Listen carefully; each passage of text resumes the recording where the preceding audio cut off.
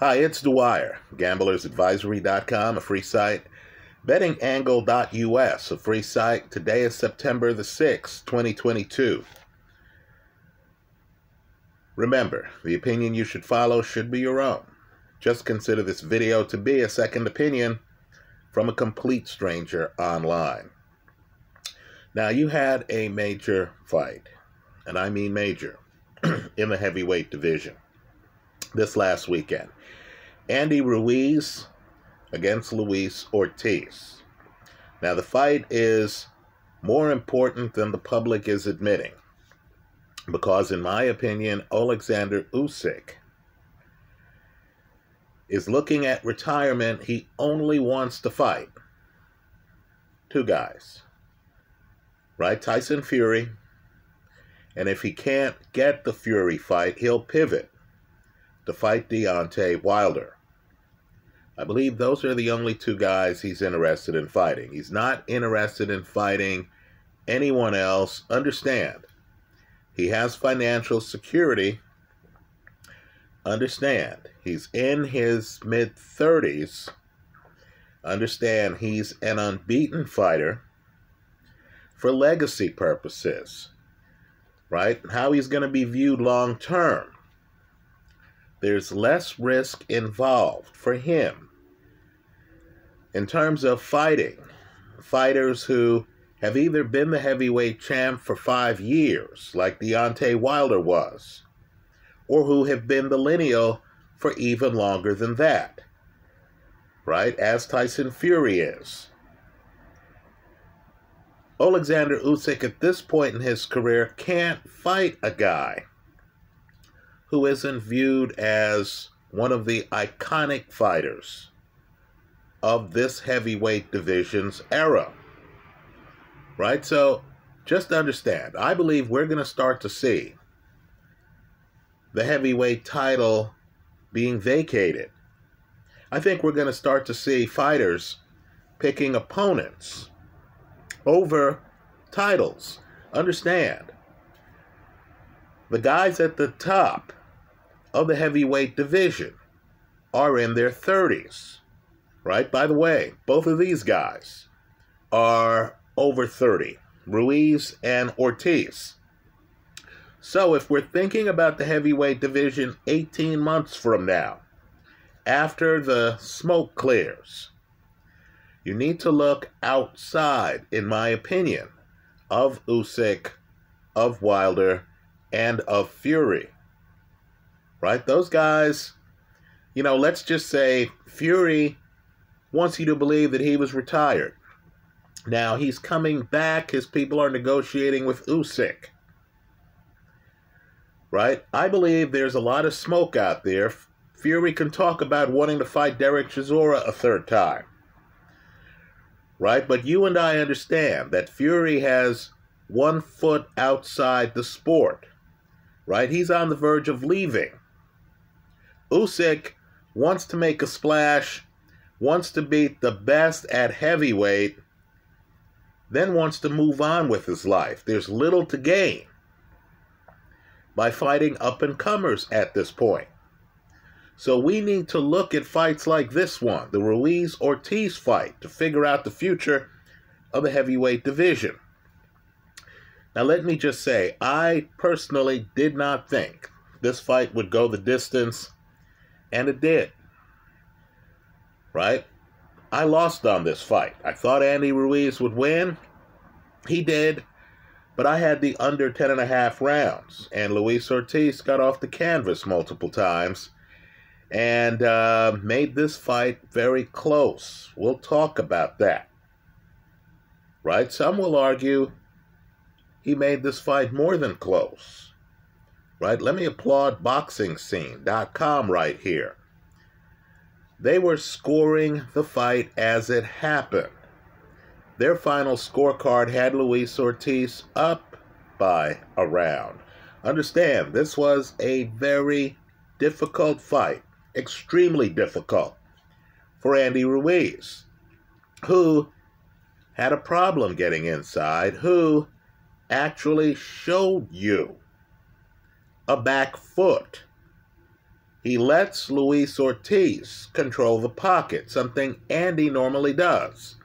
Andy also showed you that he might not be ready for an Usyk southpaw like Ortiz, for a Zhang Zhili hard-hitting southpaw.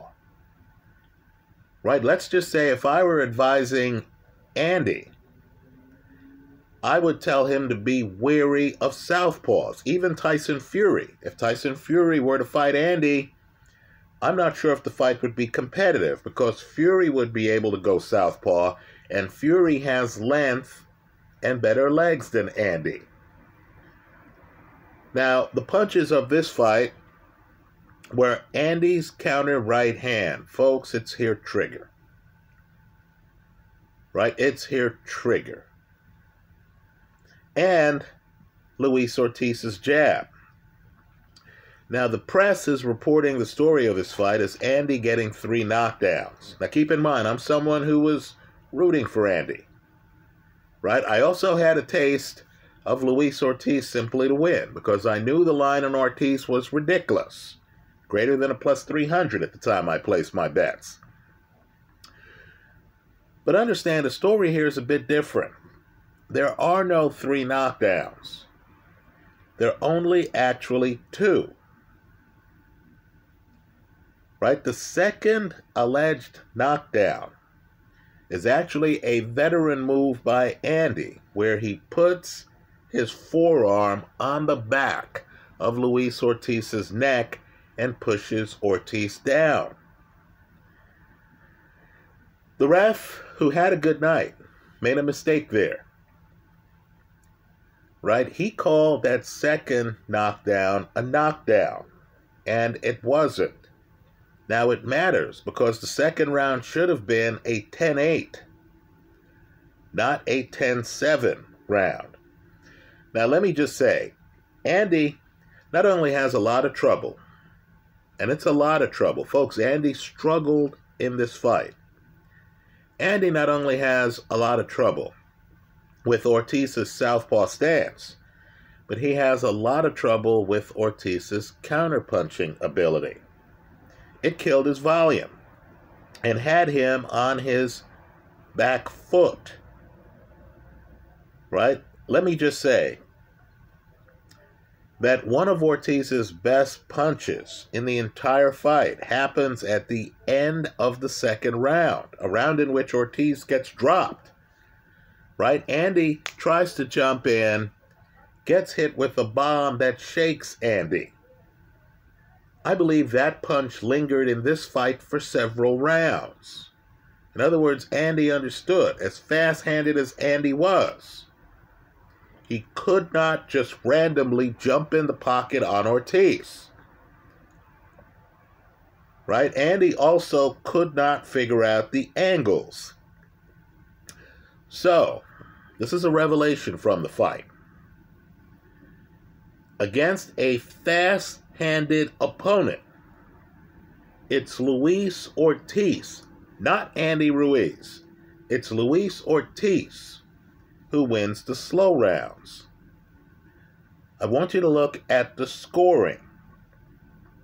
Since the referee mistakenly gave Andy the second knockdown in the second round, an argument can be made that Andy was up by 5 rounds, courtesy of a 10-7 second round, right? Ortiz supposedly hits the canvas twice, and the 10-8 round from Andy's second legitimate knockdown, right? So let's say off those 2 rounds in this 12-round fight, Andy Ruiz is up by 5 rounds.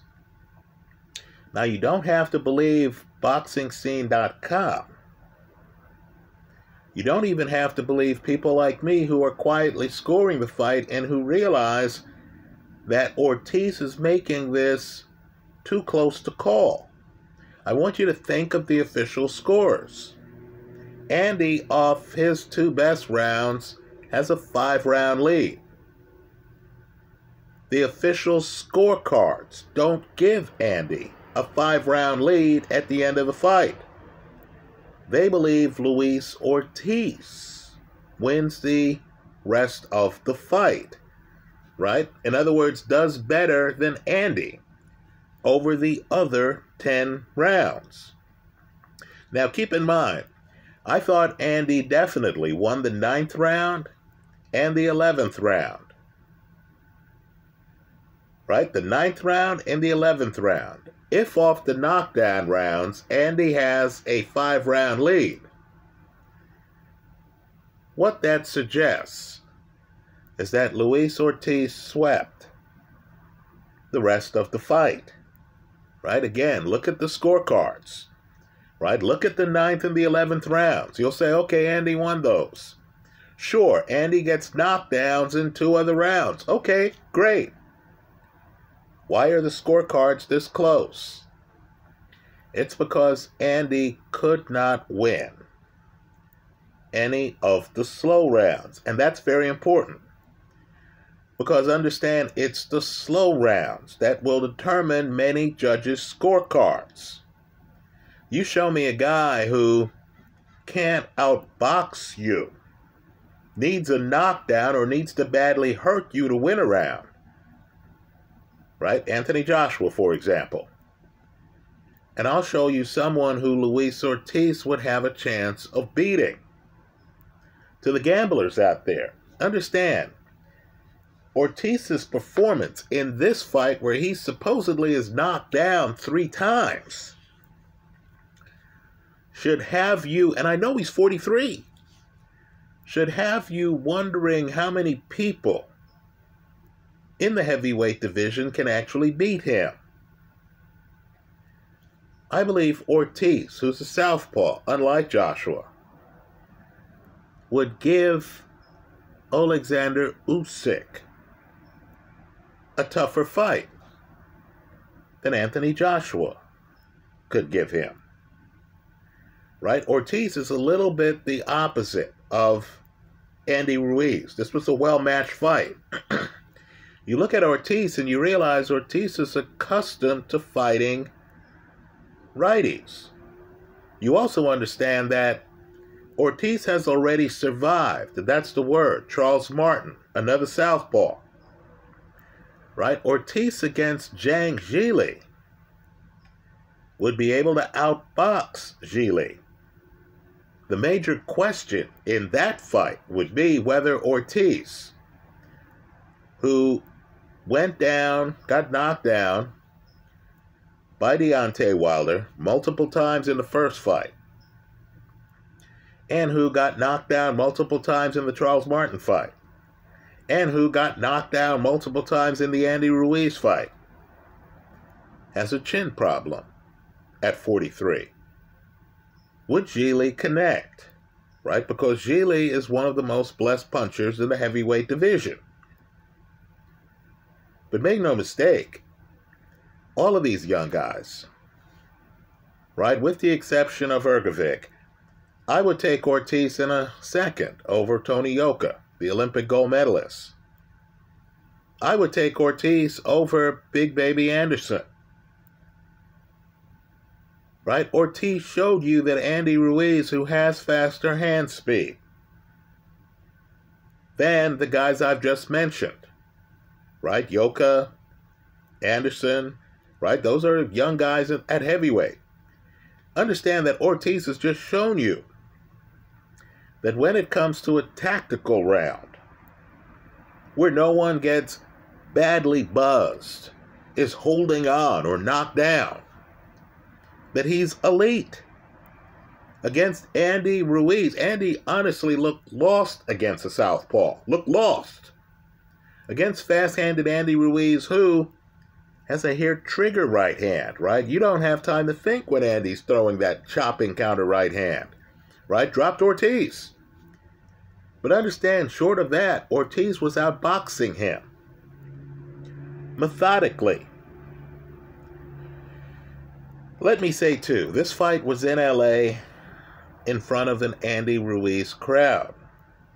The crowd is chanting Andy's name for parts of the fight. I'm not sure if Andy wins this fight in Cuba I'm not sure if Andy wins this fight in Florida. Dare I say, in a fight, and I thought both guys had their moments, but in a fight where Luis Ortiz, at least officially, gets knocked down 3 times, I believe this really was a location fight. In a different location, the outcome of this fight might have been different. Right? It might have been ruled a draw or an Ortiz win. I've looked at some of the scorecards. CBS Sports, for example, had a scorecard where they gave Ruiz the first round. Folks, that's a location round. Rewatch the first round of this fight. I know the crowd's cheering for Andy. Right? Andy's there. Andy's trying to bring it in the first round. Right? The crowd's excited. On my scorecard, the first round's clearly a Luis Ortiz round. In other words, Ortiz comes out. Normally, Andy's too fast. Righties say, hey, I can't stay in the pocket. At least the smart righties, they understand, hey, I need to back up. Think about how Joseph Parker fought Ruiz. Think about the Joshua rematch. Right, folks, these are elite heavyweights. They concede the pocket to Andy because they understood this guy is too fast in the pocket. I've got to use foot speed. I've got to back up. Well, this fight is the fight where you have a technician as an opponent who believes he has the superior pocket game. And because Andy just doesn't have experience against southpaws, it's Ruiz who has to be on his back foot. Now, I believe both guys are going to benefit greatly from this fight. Right? Andy, because Andy needs to have a back foot to be an elite heavyweight. Right? There are going to be times where you're in there. He wants to fight Deontay Wilder. There's going to be times where you're in there and you're thinking, man, I need to clear my head. Right? You get hit with a few Wilder shots. You might say, you know what? I need to take a step back. I need to relax for the next 20 seconds. If I take another shot like this, I might be on the canvas. Right? A back foot in this hard-hitting heavyweight division. And think about the punchers. Both guys in the upcoming Wilder-Helenius fight are punchers. Right? AJ, puncher. Charles Martin, puncher. We saw that on the undercard here. Right? In this heavyweight division of punchers, you need a back foot. I would say of all the Andy Ruiz fights I've seen, it's this fight that has Andy on his back foot the most. Also, Luis Ortiz, after fighting Andy Ruiz and controlling the pocket, folks, he's the one who controls the pocket. Ruiz has moments at the beginning of rounds where he jumps out and he's going to be hyper-aggressive. But as the fight shifts into an equilibrium later in the round, you notice it's Ortiz controlling the round. Understand the only thing that slowed down Ortiz in this fight is the fact that Andy is blessed with that hair trigger. Extremely fast. Chopping right hand. Against a guy who doesn't have that level of hand speed and countering ability, Ortiz is not going to have much to worry about other than his punch resistance. Right? That's major. So, let's just say it's Ortiz on his front foot in this fight. It's Ortiz who dampens Andy Ruiz's punch volume. Ortiz is not even throwing a stiff jab, folks. He's feinting. He's keeping Andy on his heels. And he's throwing a jab to throw off Andy's timing. It does, for the majority of the fight. Ortiz stylistically is the revelation in this fight. So, let's just say, in my opinion, Andy survives. That's what I'll call it. Andy survives, right? Both of these guys are viable going forward. Ortiz gets drilled twice by Charles Martin, who's a southpaw, right? Against a righty like Andy Ruiz, he dampens Andy's volume. Right, folks? I don't believe. I simply do not believe Usyk, AJ, Fury are going to be in a rush to fight this guy.